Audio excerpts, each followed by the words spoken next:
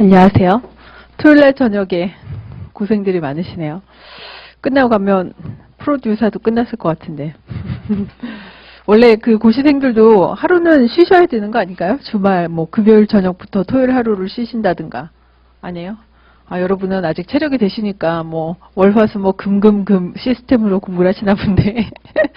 자, 지방행정과 관련해서 공개 강의를 할 건데, 지방행정에 관심이 있으신 분이 이렇게 많으신가요? 아직 선택 과목을 선택 안 하신 거죠?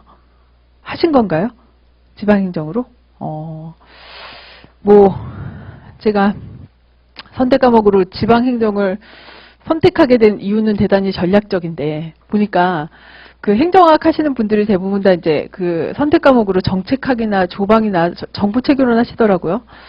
근데 제가 지방행정을 꼭 선택하시라는 게 아니라, 분량이 일단 정책학은 행정학이랑 같이 선택하시면 대단히 좋죠. 정책학 공부를 하시면 행정학 답안 쓰실 때도 도움이 많이 되시고, 상호 연관성이 대단히 높아서 도움이 많이 되시는데, 일단 분량이 너무 많다는 게 조금 문제고요. 그리고 대부분 정책학은 정책 사례로 문제를 주기 때문에, 응용을 해서 쓰셔야 되기 때문에 좀 어려운 점이 있어요. 정보체계로는 제가 예전에 대학에서 가르쳐 보니까 공부할 만한 것 같던데, 분량이 일단 얼마 없는데, 이제 물론 복불복이죠. 전혀 정말 예상하지 못했던 최신 정보통신 기술 응용한 이런 사례가 나올 수 있기 때문에 조금 가르치는 사람도 부담이고 공부하시는 분들도 좀 부담이고, 조사 방법론은 제가 이런 얘기를 왜 하고 있는지 모르겠어요. 조사 방법론은 공부해 두시면 나중에 여러분 합격하신 다음에 써먹을 때가 되게 많으세요. 요새는 보고서를 쓴다라든가 아니면 남들이 쓴 보고서를 읽고 분석할 수 있는 능력이 요구되니까 조사 방법론 공부를 하시면 도움은 많이 되시는데, 그것도 장단점이 있죠. 자, 일단 저는 전략적으로 지방행정을 선택을 했고요. 여러분들도 전략적인 측면에서 나쁘진 않은 것 같아요, 일단 분량이, 오늘 제가 설명을 좀 드릴 거긴 한데, 분량이 일단 많지가 않고요. 분량이 딱 기출문제 분석을 해보시면, 출제되는 범위, 그 다음에 주제가 사실 한정돼 있어요. 그래서 그렇게 생각하면 학습 분량은 제일 적으신 것 같고, 그 다음에 정책학과 마찬가지로 지방행정도 행정학의 분과 학문이기 때문에 행정학 공부를 같이 하시면 시너지 효과가 있을 수 있어요. 자, 그래서 전략적으로 분량이 적고 행정학이랑 같이 공부하기 좋으시니까 선택하시는 것도 나쁘지 않을 것 같고요. 일단 여기 오신 분들은 관심도 있고, 그 다음 선택하셨는지 잘 모르겠지만, 자부지간. 자, 그래서 일단 지방행정과 관련해서요. 이건 지방행정에만 해당되는 건 아닌데, 공부 방법론? 공개 강의에서는 주로 그런 얘기를 많이 하시더라고요. 자, 그래서 공부 방법론과 관련된 얘기를 먼저 드리고, 그 다음에 실제로 이제 제일 관심 있으신 건 답안 작성과 관련된 내용이겠죠. 그래서 답안 작성 요령을 제가 설명을 드리면서 기출문제랑 그 다음에 출제 경향? 이런 거를 같이 소개를 해드리는 게 좋을 것 같아요.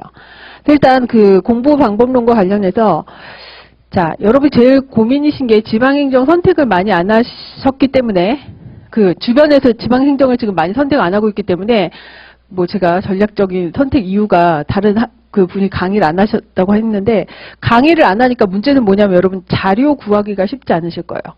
그 다음에 이제 주교재를 뭘로 해야 될지도 좀 난감한 문제가 있죠.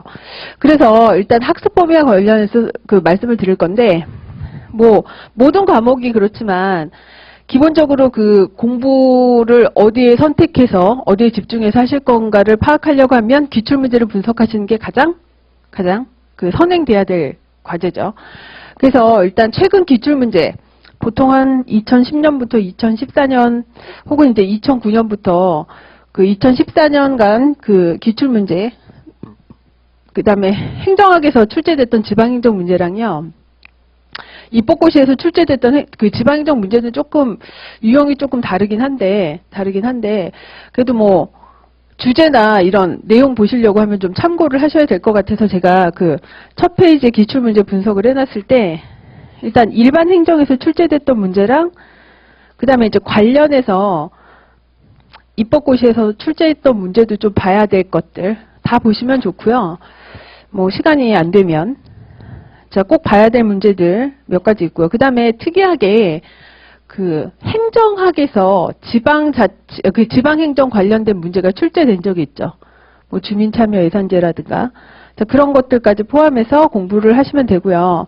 자, 일단 교재는요, 제가 지금 아마 사가지고 계신 분도 있을 것 같아서 뭐라고 제가 말씀을 못 드리겠는데, 그래도 혹시 안 사신 분, 혹은 교재를 사셔야 될 것 같다고 생각하시는 분은 책에 좋은 책이 있어요. 아이고.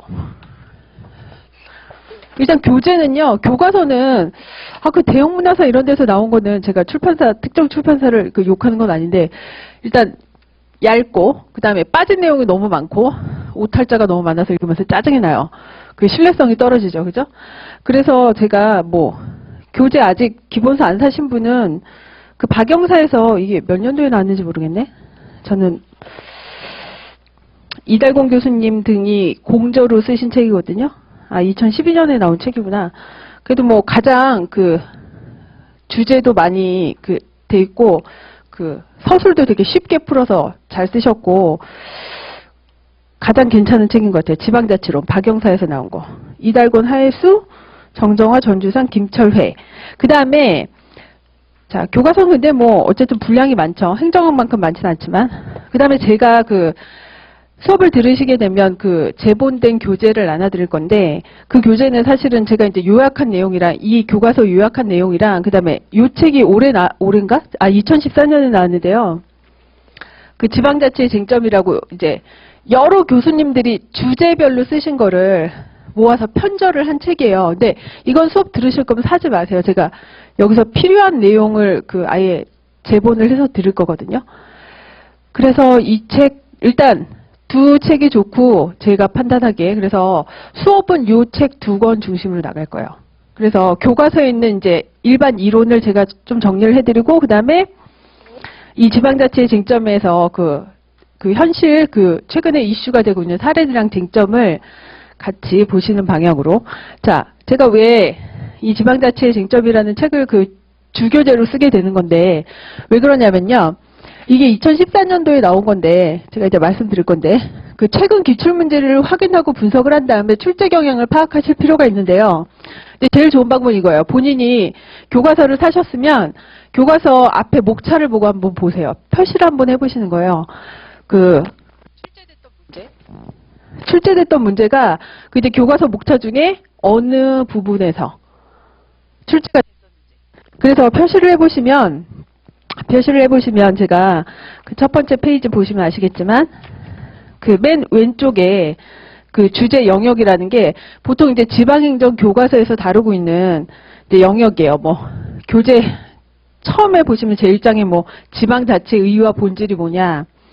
그 다음에 이제 지방행정을 구성하는 여러 가지 요소들이 있죠. 구역, 주민, 자치권, 등등, 자치단체, 집행기관과 의결기관 등등 해가지고 이렇게 목차가 쭉 나열이 돼 있는데, 자, 그래서 주로 이제 영역별로 나눠서 기출문제가 나온 걸 분석을 해보시면 어떤 영역에서 가장 출제가 많이 되고 있는지를 아실 수 있을 거예요. 그죠? 그 부분은 그러니까 빠짐없이 공부를 하셔야 돼요. 그래서 지금 잠깐 1페이지를 보시면 제가 드린 프린트, 가장 어떻게 보면 총론에 해당되는 부분이라고 할 수 있는데 지방자치의 의의와 본질이 뭐냐. 자, 지방자치를 우리가 왜 하는 거냐. 미국에 비하면 국토도 대단히 좁은데 굳이 지방자치 할 필요 있나. 이렇게 주장하시는 분들도 있어요. 엘리트론 이런 관점에서는 지방자치에 대해서 대단히 회의적인 시각도 있어요. 학문적으로. 자, 근데 어쨌든 하는 이유가 있겠죠. 그래서 지방자치의 의의와 본질 읽어보시면요.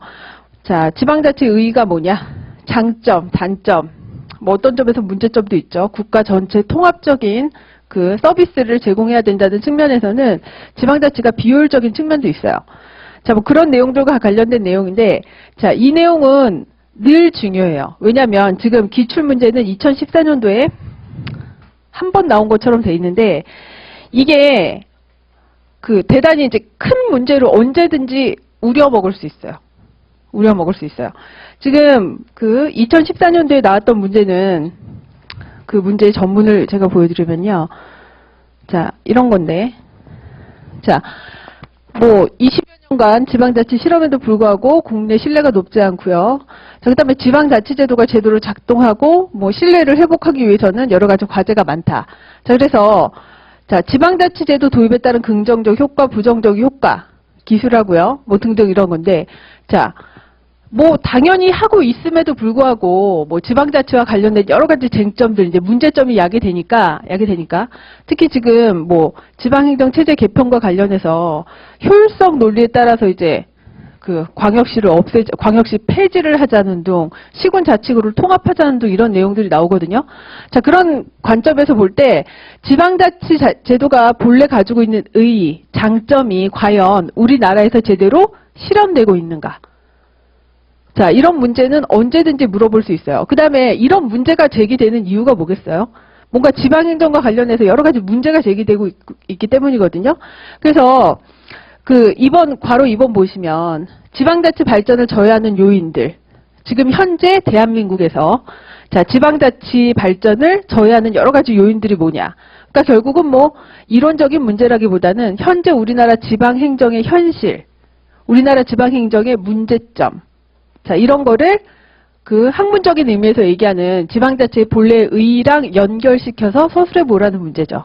그래서 이런 문제는 뭐 언제든지 내실 수 있기 때문에 항상 그 잘 정리를 해 두셔야 될 부분이고요.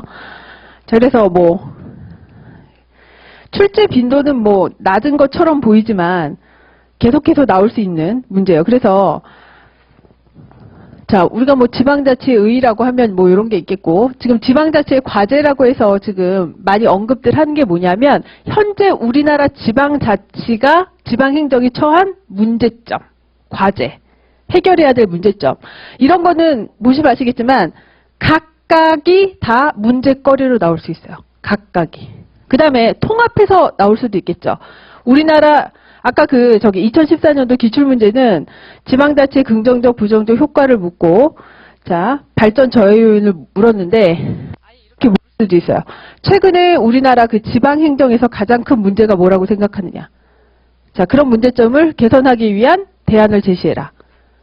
자, 뭐 이렇게도 나올 수 있고요. 아니면, 최근에 지방행정에서 뭐 칸막이 행정과 지역 이기주의 문제가 심각하다. 이런 문제를 해결하기 위해서 어떻게 해야 되냐. 자, 그래서 보시면 아시겠지만, 자, 제가 아까 그 행정학과의 연관성을 말씀드렸는데, 자, 뭐 행정학에서도 칸막이 행정에 대한 그 문제가 출제됐죠. 이게 뭐 세월호의 여파인데, 세월호 사고 났을 때 그 박근혜 대통령께서 그 칸막이 행정이 문제다, 뭐 협조가 안 된다, 뭐 이런 얘기 해가지고 부처 할거주의라는 이론적인 용어가 있음에도 불구하고 죄다 칸막이 행정이라는 표현을 쓰는데, 어쨌든 중앙정부에서 일반 행정학에서도 중요한 것처럼 지방행정에서도 중요한 이슈죠. 지방자치단체 간 혹은 뭐 광역행정의 필요성에 따라서 지방자치단체 간에 뭐 협력이 필요한데 왜 안 되는 거냐, 어떻게 해결할 거냐. 자, 그 다음에 2번은 뭐 아주 전통적인 문제긴 한데 아직까지도 해결이 안 되고 있고요. 앞으로도 해결이 요원하기 때문에 계속해서 시험 문제 출제될 가능성이 높아요. 최근에 이게 이슈가 되고 있는 이유는 뭐겠어요? 자, 몇 개 지방자치단체, 여기 인천 거주하시는 분 있는지 모르겠는데, 인천광역시가 그 심각한 재정난에 시달리고 있죠. 제 친구가 인천광역시 공무원인데, 앞으로 3년 동안 임금을 동결하겠다고 했대요. 그 다음에 야근을 하지 말라고 한대요. 야근 수당을 주기 어려우니까. 그 정도로 심각한 상태라고 하고요. 그 다음에 그래서 아시안게임 할 때도 뭐 그 지역 주민들이 막 피켓 들고 막 시위하고 그랬던 거 아시죠? 지금도 재정적자 문제가 심각한데, 자, 그래서 지방정부 간 격차 심화, 최근에 이제 많이 이슈가 되고 있는데, 뭐 서울시 같은 경우는 뭐 재정 자립도가 90% 이상이기 때문에 전혀 걱정할 게 없는데, 자, 그런 정부들, 그 지방 그 재정 위기가 심각한 정부들 대다수죠. 50% 이상이에요. 50% 이상이고 부채 비율이 엄청나게 높은데, 이 지방 정부 간 격차를 어떻게 해결할 거냐. 그다음에 뭐 지방 재정 위기도 문제긴 하죠. 자, 그 다음에 최근에 이제 또 이슈가 되고 있는 게, 진정한 의미의 지방자치를 실현을 하려고 하면 뭐가 돼야 돼요? 시험 문제 많이 나오고 있죠. 주민참여를 실현을 해야 되는데 실제 주민참여 제도는 많이 도입이 됐지만 주민참여는 제대로 이루어지고 있지 않죠. 뭐 여러 가지 이유가 있는데 그